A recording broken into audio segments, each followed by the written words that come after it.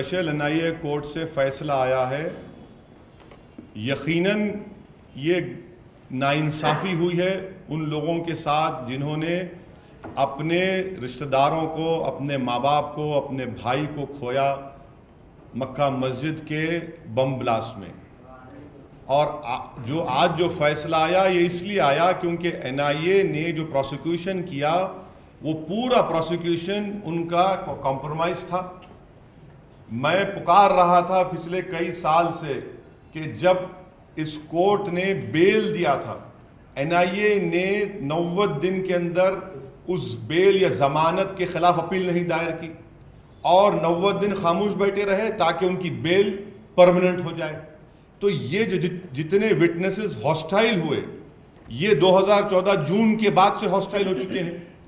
NIA की जिम्मेदारी तो ये होनी चाहिए थी कि वो अपने केस को मजबूती के साथ, और ये गवाह हैं वहाँ पर, एविडेंस है, आप उनको सज़ा दिलाते, बल्कि आपने कुछ प्रोसिक्यूशन नहीं किया वहाँ पर। और ये एक पैटर्न है, आप देखिए अजमेर ब्लास्ट में सिर्फ चंद लोगों को सज़ा हुई, असीम आनंद वहाँ पर बरी हो गए, यहाँ पर असीम आनंद बरी हो गए। अब असीम आनंद के खिलाफ खाली समझौता का केस है, अब वो भी नहीं मालूम क्या होगा। अगर यही तरह पैटर्न चलता रहा तो शायद उसमें भी वो बरी हो जाएंगे। और रोहिणी सालियान ने क्या कहा था कि मालेगांव में उन पर दबाव डाला गया और हुआ वही कि एनआईए ने कह दिया कि साध्वी प्रज्ञा के खिलाफ कोई केस नहीं है। हम वज़ीर आज़म नरेंद्र मोदी से और उनकी पार्टी जो इक़्तिदार पर है, क्या वो अपनी कॉन्स्टिट्यूशनल दस्तूरी जिम्मेदारी को निभाएंगे या नहीं निभाएंगे? क्या वो इन मरने वालों के खिलाफ जो दहशतगर्दी के हमले मरे गए उनके खिलाफ इंसाफ करेंगे? नहीं करेंगे। ये इनकी जिम्मेदारी है, कॉन्स्टिट्यूशनल दस्तूरी जिम्मेदारी है, संविधान इन पर जिम्मेदारी आयद करता कि वो इन मरने वालों के लिए इंसाफ की लड़ाई लड़ें, इसको अपील करें। मैंने आज तेलंगाना के चीफ मिनिस्टर से एक रिव्यू मीटिंग थी शहर हैदराबाद और माइनॉरिटी से, चीफ मिनिस्टर से मैंने दरख्वास्त की कि आप मरकज़ी हुकूमत पर दबाव डालें ताकि वो इस केस के ख़िलाफ़ अपील करें। और जो गलतियां की गई हैं, ये डेलिबरेट गलतियां की गई हैं पूरे ट्रायल में।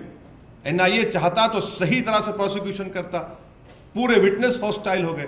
तो ये कोई प्रोफेशनल तरीके से प्रोसिक्यूशन नहीं किया गया। मैं कोर्ट क्या करेगी? कोर्ट के सामने आप जो चीज़ रखेंगे उसके मुताबिक कोर्ट फैसला करेगा। मगर मुझे अफसोस इस बात का है कि जो लोग मारे गए, जो शहीद हो गए, जिनकी जानें चले गई, उनके लिए तो कोई क्लोजर नहीं हुआ अभी। आज वही लोग तड़प रहे हैं, वही उम्मीद लगा कर बैठे थे कि शायद इनसे इंसाफ होगा।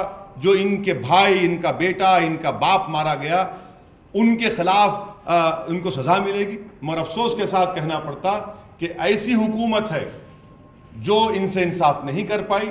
मैं चैलेंज कर रहा हूं बीजेपी गवर्नमेंट को कि क्या वो अपनी दस्तूरी जिम्मेदारी को निभाएंगे या फिर जिस तरह जयपुर अजमेर का फैसला आया उसके बाद भी अपील नहीं की गई। क्यों अपील नहीं की आपने? आप क्यों बचा रहे हैं इन लोगों को? ये आपकी जिम्मेदारी है, आप तो पार्टी इन पावर है, मगर बीजेपी हर महाज पर नाकाम साबित हो रही है। अब एक 8 साला बच्ची से इंसाफ करने के लिए, मुंह खोलने के लिए वजीर आजम को इतने दिन लगे, तो मुझे तो बहुत ही अंदेशा है या खदशा है कि ये लोग इसमें नहीं करेंगे। मगर हम तो अपनी लड़ाई को जारी रखेंगे, अवाम में जाएंगे, बीजेपी को एक्सपोज करेंगे। और इसमें याद रखिए कांग्रेस की भी जिम्मेदारी है। जब शिंदे साहब होम मिनिस्टर थे, जब बेल हुई, मैं उनसे बोला था उस वक्त फ़ोन करके कि सर अपील करो, इलेक्शंस चल रहे थे, शिंदे साहब कुछ नहीं किए। यही तो मसला है ना हमारा कि टेररिज्म के खिलाफ लड़ाई को अगर आप मजहब की ऐनक लाकर देखेंगे तो ये टेररिज्म ख़त्म नहीं होगा। और मैं बड़ी जिम्मेदारी के साथ कह रहा हूं कि हमारी जो लड़ाई टेररिज्म और दहशतगर्दी के साथ है, आज के इस एक्विटल के साथ ये हमारी लड़ाई कमज़ोर पड़ेगी और हमारे सरों पर जो दहशतगर्दी और का ख़तरा मंडला रहा है वो मंडलाता रहेगा। क्योंकि ऐसी ताकतें आज भी मुल्क में हैं, जिसे दाभोलकर, पंसारे और गौरी लंकेश को मारा, ये लोग हैं ऐसे। और जब तक आप इनको सख्ती से निपटेंगे नहीं, ये ख़तरा हमारे सरों पर बदनसीबी होगी हमारी, ये मंडलाता रहेगा।